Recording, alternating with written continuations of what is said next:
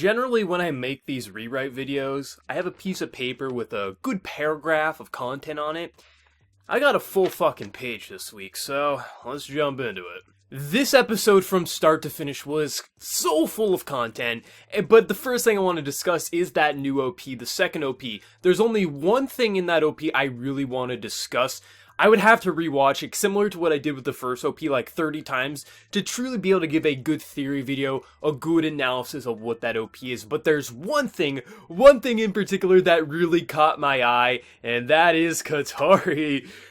I think this 100% confirms a lot of what I've been saying with her and kind of what she's doing with comments I've had in other videos and also what I've said about her. Now, it turns out that our MC apparently didn't die based on a lot of the comments. However, one thing that I was keen on, one thing that I was sticking with is that she did save the MC from death with her power, and things I was theorizing was possibly could she create things. And this OP has her sitting in the forest, which looks like it's concealed by some sort of barrier. Did she create that? Not 100% sure. Definitely looks like it. But she's surrounded by all these different beasts that are fictional, that only she can see and only that our MC can see. So my theory is her ability allows her to create things, allows her to recreate life as some sort of servant, as some sort of pack with her. So my question is that ability somehow what saved the MC from death? Because he almost died. There's no denying that fact. So possibly, does her ability allow her to sort of make pacts with people to keep them alive, sort of a thing? That's where it could definitely go, but if it confirms anything, her ability is definitely to create beasts, create, life kind of a thing. And that was just like, okay, I'm 100% right in terms of that, because I was saying, with the whole forest thing, that it definitely looked like she had a connection in some way, so that kind of confirms there. I mean, there's so much I don't know about it. I need to really know more about her character, know more about this forest before, but I think I'm safe to say that she definitely did save the MC from death, and also her ability lets her create life in some sort of way, as some sort of pact or something along that nature. But now, let's discuss our MC's parents, because right after he's discussing his parents, it cuts to Akane pushing an elderly woman in a wheelchair. To me, that 100% says, the way it was cut, that that was his mother. Now, why would his mother be almost, a grandma, right? Well, it goes back to what I was saying, last week, I think it was last week in the comments, that it appears like our MC doesn't age. There's something going on there. So my theory is when, Katori actually saved our MC from death, he stopped aging. And, with him stop aging, his parents would continue on in their life cycle.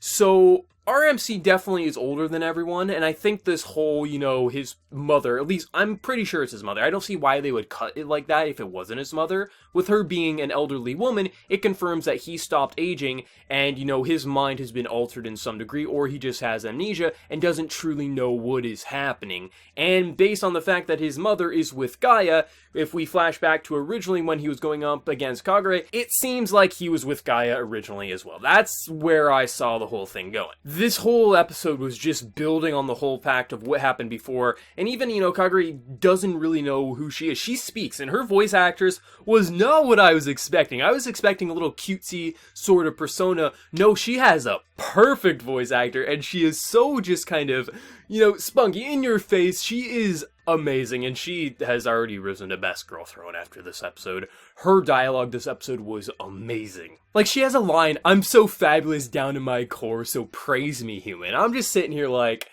you have risen to best girl guaranteed. You are so amazing.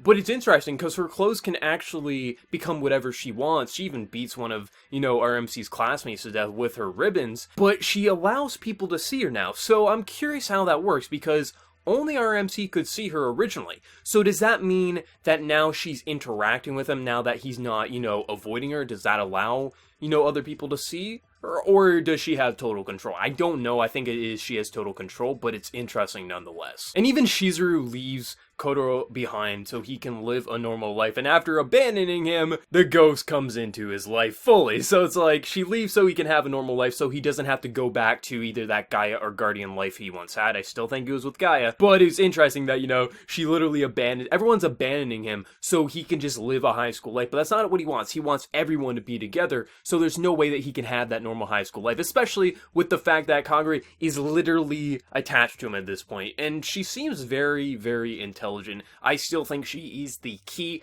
She is the one everyone wants. And now that she is so connected with the MC, I think Guardian Gaia are definitely going to be swarming in on our main character now. And it's going to have a drastic impact. But still, the old woman looks to be his mother. The fact that his mother is supposedly with Gaia, he had to have been with Gaia and tried to take the key originally, and that probably is what got him ultimately killed, or almost killed, that is, because he didn't die. But that was fucking good. And Akane is going to be the next leader of Gaia. Like, there's so much going on here. I love it so damn much. And now, Ino's erased memories is interesting, because she has amnesia, but I'm curious if maybe Gaia did erase her memories, because she takes a shit ton of pictures of these beasts. So what if they erased her memory so she couldn't see? And she even held onto a memory card so tight that no one could remove it, and our MC does get to see all these beasts. And I want to mention the CGI on these beasts. A lot of people are not a fan of it, but one of my friends mentioned, I think it was around episode 1 or 2, when we saw the first batch of CGI monsters, the fact that they are CGI makes them feel more like a monster and less appropriate for the world, because they feel off. They feel off-putting, like they shouldn't be in this world, and that's why I think they work so well,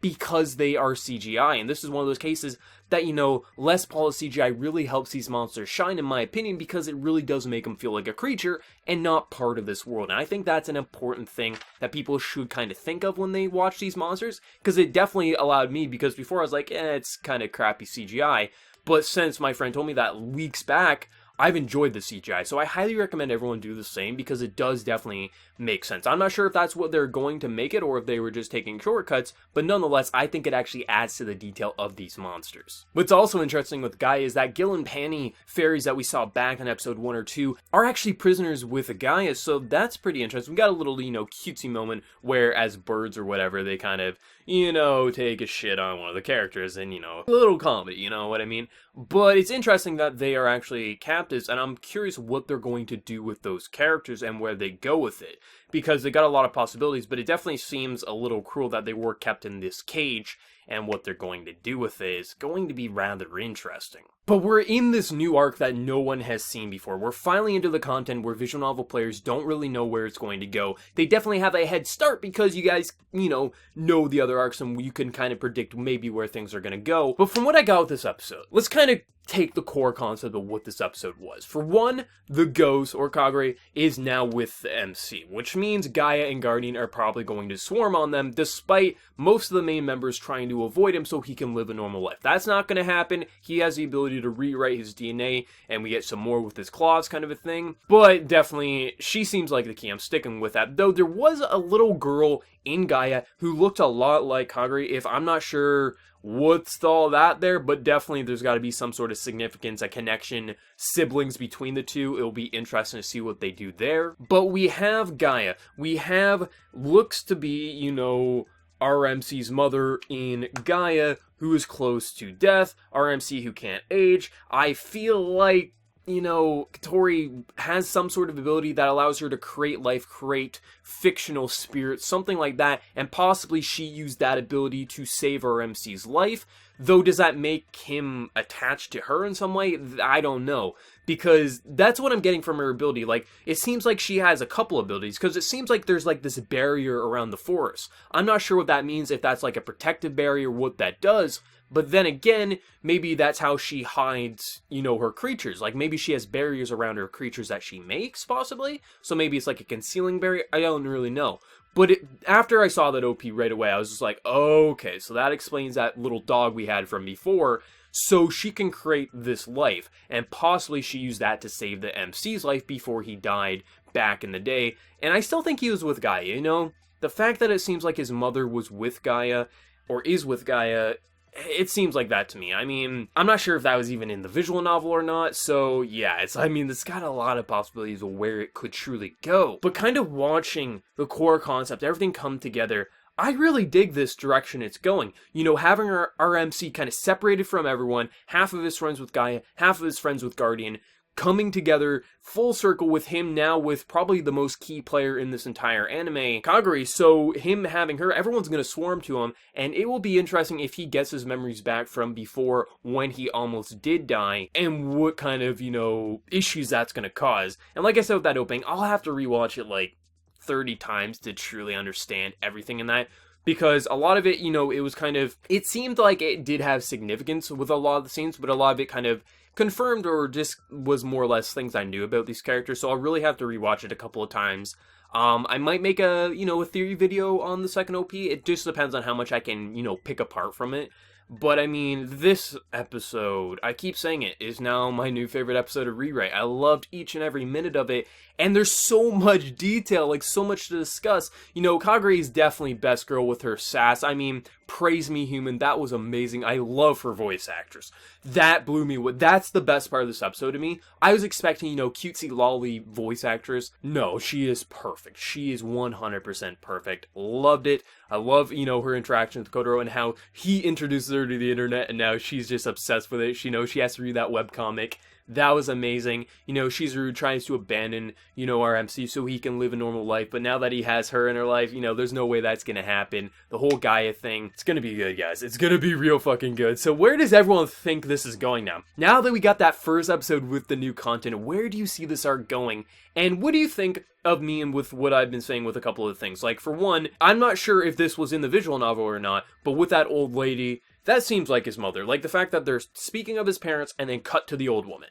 That's 100% saying that's his parents. Like, there's no reason you would cut like that if that's not the case. As well, Akane gonna become the next leader when this bitch dies.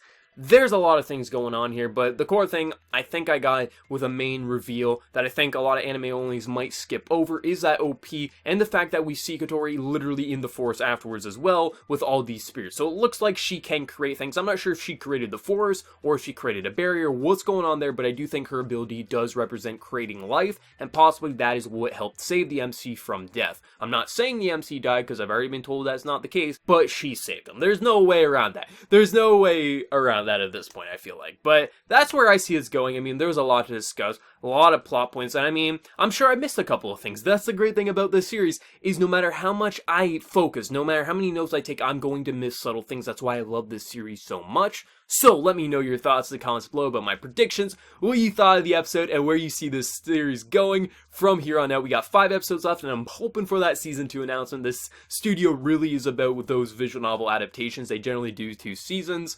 Grisha was a great example of that. So hopefully we get a second season, but let me know your thoughts in the comments below. Be sure to hit that like button to share your support, and also subscribe if you're new to my channel. So until next time, everyone, please take care and have a good one.